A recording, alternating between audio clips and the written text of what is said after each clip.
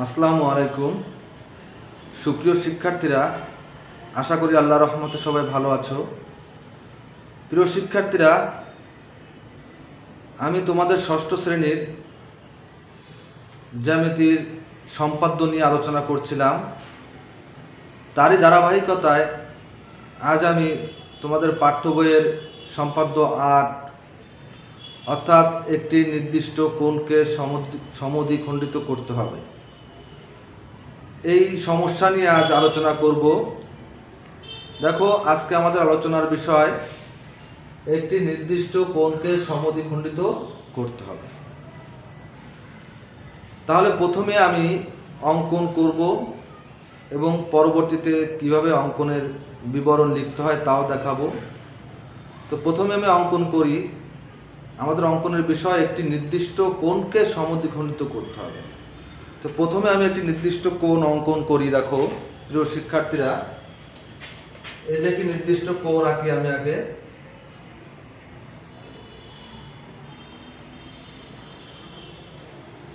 একটি নির্দিষ্ট কোণ,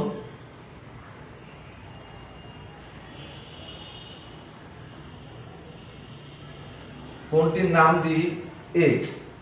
কোণটির নাম দিলাম এ। এই নির্দিষ্ট কোণকে আমাদের সমদ্বিখণ্ডিত করতে হবে। সমদ্বিখণ্ডিত অর্থাৎ সমান দুই ভাগে ভাগ করতে হবে। সমর্থ সমান, দ্বিখণ্ডিত অর্থাৎ দুই ভাগে ভাগ করতে হবে। এই কোণটিকে আমাদের সমান দুই ভাগে ভাগ করতে হবে, এই কোণটিকে। তাহলে দেখো, আমার সাথে সাথে তোমরা বাসায় বসে অঙ্কন করবে, তাহলে তোমরা শিখতে পারবে। দেখো, এখন আমরা একে কেন্দ্র করে যে কোনো ব্যাসার্ধ নিয়ে, দেখো এই যে একে কেন্দ্র করে যে কোনো ব্যাসার্ধ নিয়ে, যে কোনো ব্যাসার্ধ নিয়ে, যে কোনো ব্যাসার্ধ নিয়ে, এটা বাড়াতে পারো কমাতেও পারো, যে কোনো ব্যাসার্ধ নিয়ে একটি বৃত্তচাপ আঁকি। তাহলে কি করলাম? প্রথমে আমরা একে কেন্দ্র করে যে কোনো ব্যাসার্ধ নিয়ে, একে কেন্দ্র করে যে কোনো ব্যাসার্ধ নিয়ে একটি বৃত্তচাপ আঁকলাম। বৃত্তচাপটি এই যে কোণের রশ্মি, এই রশ্মিকে বি এবং এই রশ্মিকে সি বিন্দুতে ছেদ করে। প্রিয় শিক্ষার্থীরা, এখন আমরা এই বি কে কেন্দ্র করে বিসি এর অর্ধেকের বেশি, মনে করো বিসি এর অর্ধেক এইটুকু, তার বেশি, অর্ধেকের বেশি ব্যাসার্ধ নিয়ে একটি বৃত্তচাপ আঁকবো। আবার সি কে কেন্দ্র করে ওই একই ব্যাসার্ধ নিয়ে আরেকটি বৃত্তচাপ আঁকবো। কি করলাম? প্রথমে বি কে কেন্দ্র করে বিসি এর অর্ধেকের বেশি, তুমি অর্ধেক একটা আন্দাজ করে তার থেকে বেশি ব্যাসার্ধ নিয়ে একটি বৃত্তচাপ আঁকবে। আবার সি কে কেন্দ্র করে ওই একই ব্যাসার্ধ নিয়ে আরেকটি বৃত্তচাপ আঁকবে। বৃত্তচাপ দুটি পরস্পর, দেখো ডি বিন্দু, এই যে পরস্পর ডি বিন্দুতে ছেদ করেছে। বৃত্তচাপ দুটি পরস্পর ডি বিন্দুতে ছেদ করেছে। এখন আমরা এ ও ডি যোগ করে দিই। এ ও ডি যোগ করব এবং ডি যোগ করব। তাহলে দেখো প্রিয় শিক্ষার্থীরা, আমাদের এই যে কোণটি ছিল আগে, তা সেই কোণটি সমান দুই ভাগে ভাগ হয়ে গেছে, অর্থাৎ এই ভাগ এবং এই ভাগ সমান হয়েছে। তোমরা মেপে দেখবে, সমান দুই ভাগে ভাগ করার পরে মেপে দেখবে যে দুই ভাগই সমান হয়েছে। দেখো এই যে এই ভাগে যতটুকু অংশ আছে, এই ভাগও ঠিক ততটুকু অংশ আছে। অর্থাৎ একটি কোণ এ, সেই কোণকে আমরা সমান দুই ভাগে ভাগ করলাম। আশা করি প্রিয় শিক্ষার্থীরা, তোমরা কিভাবে একটি কোণকে সমদ্বিখণ্ডিত করতে হয় তা বুঝতে পেরেছো। এখন দেখো অঙ্কনের বিবরণ।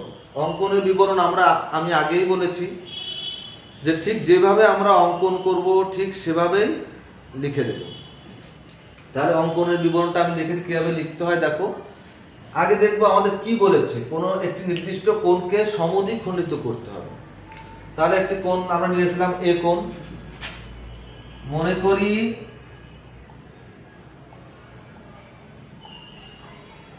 কোণ এ একটি নির্দিষ্ট কোণ, একটি নির্দিষ্ট কোণ।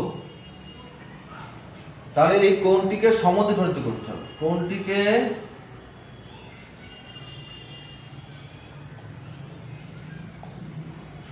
সমদ্বিখণ্ডিত করতে হবে।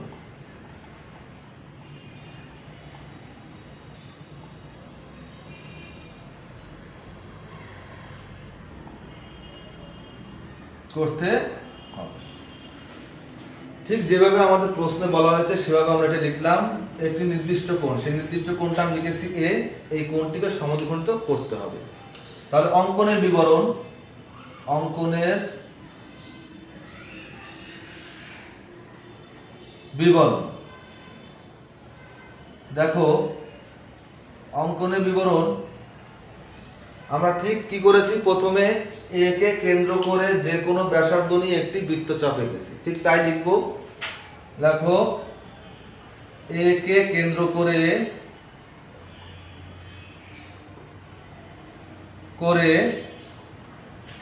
যে কোনো ব্যাসার্ধ নিয়ে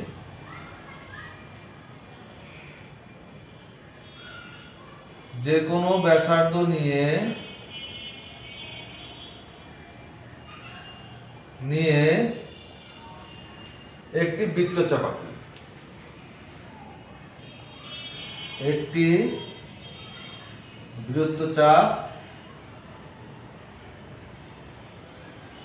আঁকি।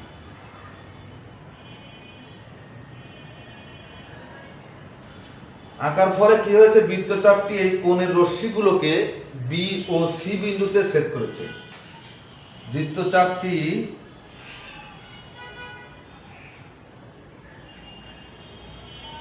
কোণের রশ্মিগুলোকে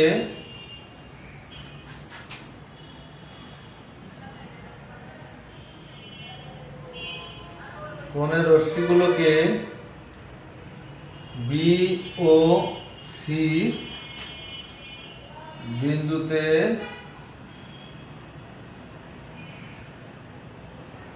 ছেদ করে।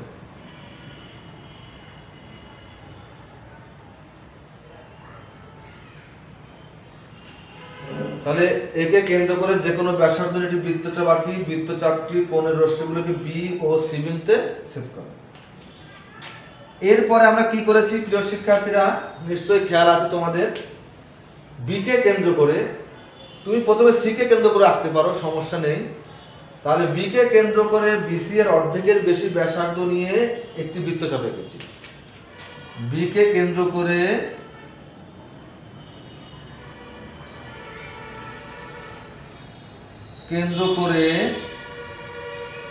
বিসি এর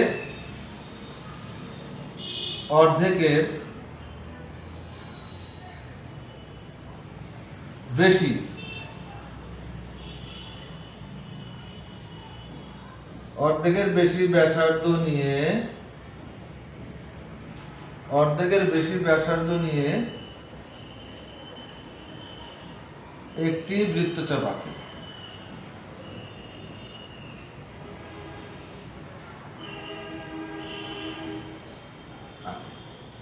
দেখো, বি কে কেন্দ্র করে বিসি এর অর্ধেকের বেশি ব্যাসার্ধ নিয়ে একটি বৃত্তচাপ এঁকেছি।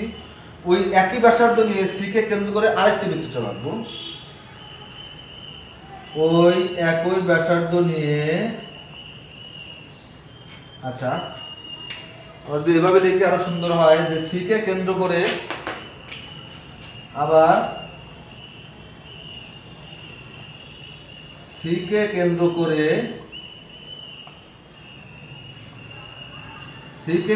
করে ওই একই ব্যাসার্ধ নিয়ে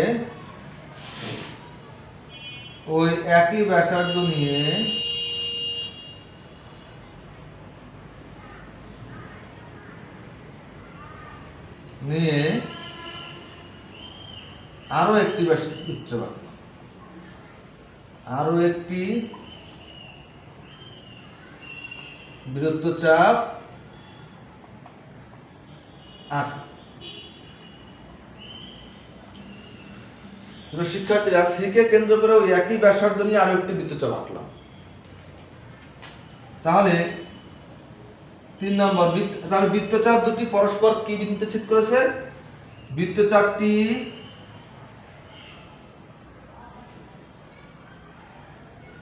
আগের বৃত্তচাপকে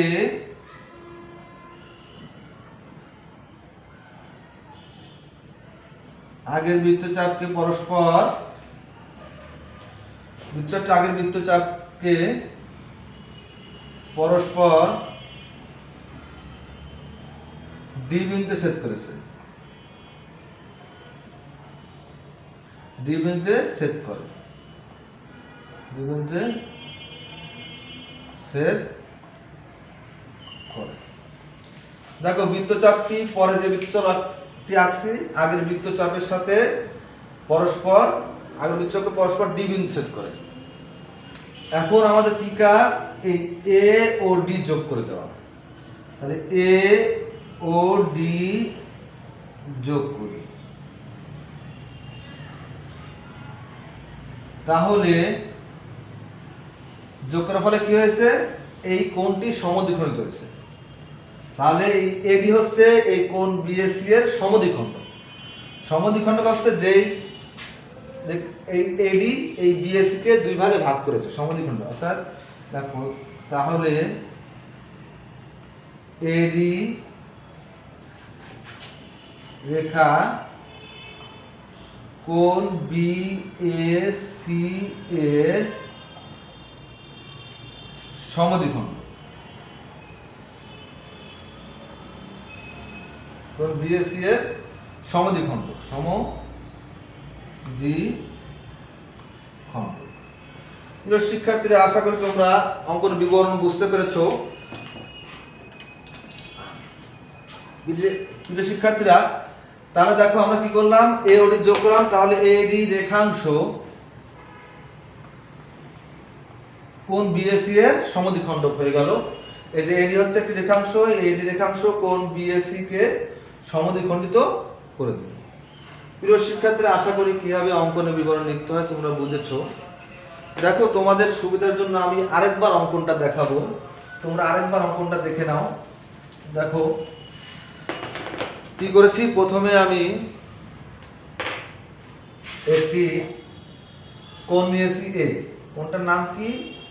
এ।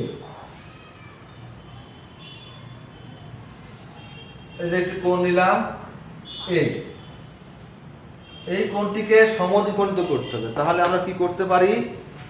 দেখো প্রথম কাজই হচ্ছে আমাদের কোণ এ কে কেন্দ্র করে যে কোনো ব্যাসার্ধ নিয়ে একটি বৃত্তচাপ আঁকবো। এ কেন্দ্র করে যে কোনো ব্যাসার্ধ নিয়ে একটি বৃত্তচাপ আঁকবো। দেখো একে কেন্দ্র করে যে কোনো ব্যাসার্ধ নিয়ে একটি বৃত্তচাপ। বৃত্তচাপটি কোণের রশ্মিগুলোকে বি ও সি বিন্দু ছেদ করে।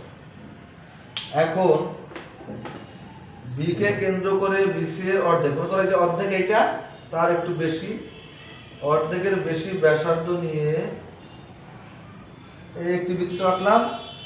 আবার সি কে কেন্দ্র করে একই ব্যাসার্ধ নিয়ে, এটা কমাবো না বাড়াবো না, একই ব্যাসার্ধ নিয়ে আরো একটি বৃত্তচাপ আঁকলাম। বৃত্তচাপ দুটি পরস্পর ডি বিন্দুতে ছেদ করে। এটা কি? ডি বিন্দুতে ছেদ করে। তাহলে এ ও ডি যোগ করে।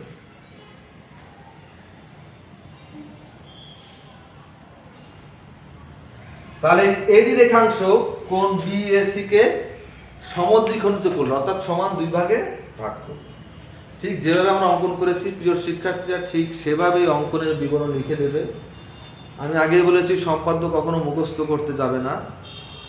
তো প্রিয় শিক্ষার্থীরা, তোমরা বাসায় বসে বারবার এটা আঁকবে এবং যখন অঙ্কন করবে তখন মুখে উচ্চারণ করবে কি করছো। তাহলে দেখবে সম্পাদ্য তোমার কাছে সোজা লাগবে এবং তোমরা সম্পাদ্য খুব সহজে নিজেরাই আঁকতে পারবে এবং নিজেরাই লিখতে পারবে। তো প্রিয় শিক্ষার্থীরা, আজ এই পর্যন্ত। পরবর্তীতে আবার নতুন কোনো ক্লাসে তোমাদের সাথে দেখা হবে ইনশাল্লাহ। এর মধ্যে তোমরা ঘর থেকে বের হবে না, প্রয়োজন ছাড়া বের হবে না, আল্লাহর উপর ভরসা রাখবে, 5 ওয়াক্ত নামাজ পড়বে, পিতামাতার কথা শুনবে। এই আশাবাদ ব্যক্ত রেখে আজকের মতো তোমাদের কাছ থেকে বিদায় নিচ্ছি। পরবর্তীতে তোমাদের সাথে আবার নতুন কোনো ক্লাসে দেখা হবে ইনশাআল্লাহ। আল্লাহ হাফেজ।